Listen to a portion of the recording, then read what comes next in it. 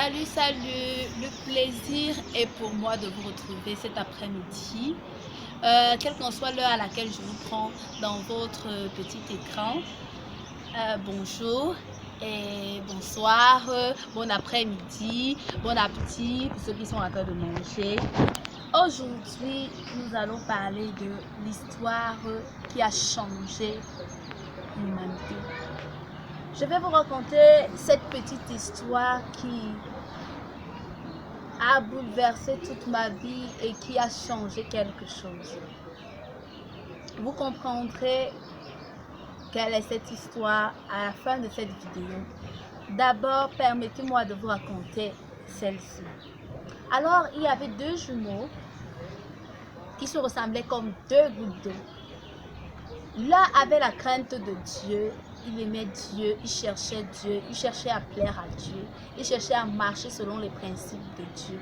Alors que l'autre était un délinquant, c'était un voyou, c'était un bandit, c'était un braqueur, c'était l'opposé de l'autre complètement.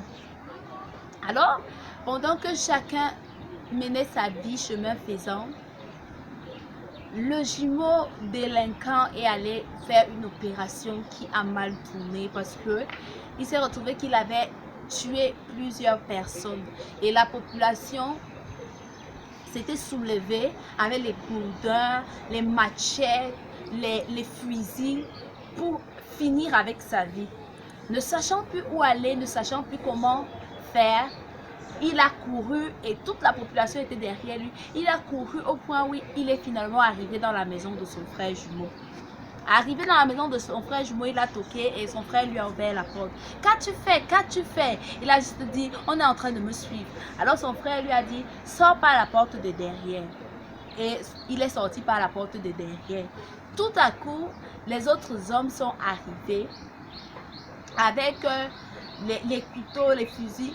Son frère savait que on le prendrait à la place de son frère puisqu'ils se ressemblaient comme deux gouttes d'eau.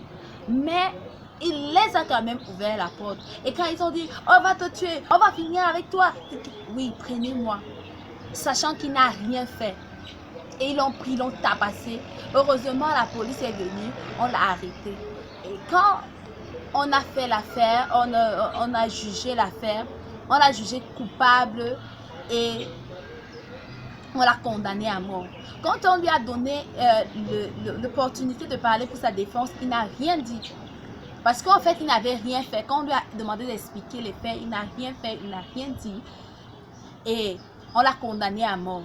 Quand on l'a condamné à mort, on a dit, quelles sont tes dernières volontés, quel est ton souhait? Alors, il a écrit cette lettre qu'il a envoyée à son frère. Mon frère, je meurs aujourd'hui pour toi. Je me sacrifie pour toi. Et j'accepte cette peine pour toi. J'accepte cette condamnation pour toi parce que tu es mon frère et parce que je t'aime. Mais ne laisse pas que ma mort soit vaine. Alors si tu veux que ma mort ait un sens, je veux s'il te plaît que tu changes de vie et que tu deviennes une personne autre. En ce jour, je vais mourir pour toi. Ton frère qui t'aime et qui t'aimera toujours. Et il lui a envoyé la lettre. La lettre est arrivée entre les mains du frère. Et le frère a lu cette lettre. Il a dit non. Mon frère ne doit pas mourir pour moi. Mon frère ne doit pas mourir pour moi. Je ne peux pas laisser ça. Non, il ne mérite pas ça. Et puis, il a couru jusqu'à... Il est arrivé jusqu'au tribunal et il est arrivé, il dit non, ne tuez pas un innocent. Non, ne tuez pas un innocent. Je suis coupable. Mais quand il est arrivé, on venait tout juste de tuer son frère. Et il a pleuré. Il a pleuré. Il a pleuré. Et il a dit, regardez, vous avez tué un innocent. C'est moi le coupable. Et puis, les juges lui ont dit, tu es libre maintenant. Il a payé le prix pour toi. Tu es libre. On ne peut pas tuer deux personnes. Il a payé de sa vie. Alors, tu es libre. Et quand il est parti, il a dit, la mort de mon frère ne sera pas vaine. Alors, je changerai de vie. Chaque jour, je marcherai dans les voies qu'il a marchées pour honorer sa mémoire parce qu'il a fait un énorme sacrifice. Alors je vais te demander, est-ce que le sacrifice que Jésus a fait pour toi est moins que celui que ce jeune homme a fait pour son frère? Et si Jésus a fait pour toi ce sacrifice, pourquoi est-ce que tu continues à vivre comme si le sacrifice n'avait pas eu lieu? Pourquoi est-ce que tu banalises sa mort? Pourquoi est-ce que tu as l'impression, tu fais comme si il n'avait rien fait en fait? Si sincèrement Jésus est mort pour toi et que tu le reconnais comme Seigneur et Sauveur, je crois que tu devrais prendre la résolution de ce jeune homme et ne plus jamais rentrer dans tes vomissements.